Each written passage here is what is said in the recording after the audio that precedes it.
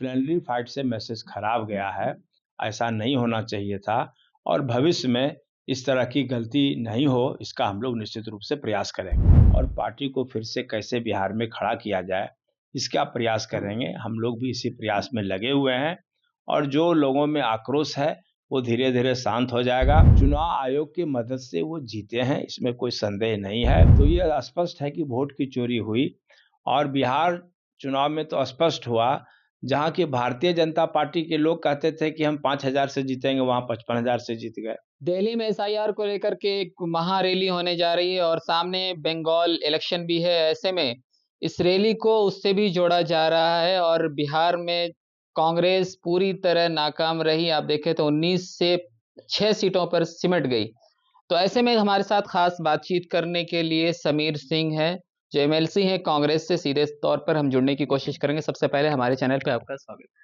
धन्यवाद। एसआईआर के मुद्दे को लेकर के राहुल गांधी लगातार बोलते रहे और संसद में भी इस पे बहस हुई। जो सिस्टम पे आप लोग लगातार आरोप लगाते आ रहे हैं, उसमें कुछ इफेक्ट पड़ेगा? देखिए, आदरणीय राहुल गांधी जी ने महसूस किया और उन्होंने चुनाव से पहले भी साबित किया कि महाराष्ट्र में या अन्य राज्यों में जो चुनाव संपन्न हुए, उसमें वोट की चोरी हुई है और उन्होंने कोई उसको चुनौती नहीं दिया, चुनाव आयोग ने भी चुनौती नहीं दिया।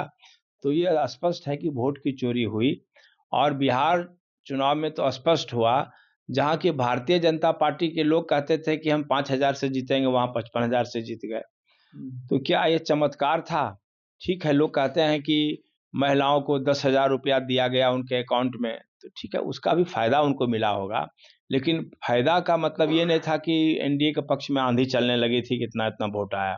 चुनाव आयोग की मदद से वो जीते हैं, इसमें कोई संदेह नहीं है और हम लोग लोकतांत्रिक तरीके से इस तरह की घटना का निंदा भी करते हैं और इसके खिलाफ संघर्ष भी करेंगे और हम लोग कांग्रेस पार्टी के नेतृत्व में 14 तारीख को हम लोग रैली करेंगे। लेकिन सवाल ये होता है कि क्या ये नहीं लगता कि फ्रेंडली फाइट, फिर उसके बाद मुकेश सहनी को डिप्टी सीएम घोषित करना, ये सब भी कारण रहा कि आपकी पार्टी पिछड़ गई, पूरी महागठबंधन पस्त हो गई?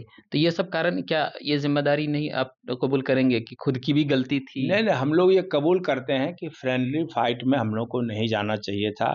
हम लोग सीट कम बेशी आपस में कर लेते, बँटवारा जो हुआ था उसमें सुधार कर लेते। फ्रेंडली फाइट से मैसेज खराब गया है, ऐसा नहीं होना चाहिए था और भविष्य में इस तरह की गलती नहीं हो, इसका हम लोग निश्चित रूप से प्रयास करेंगे।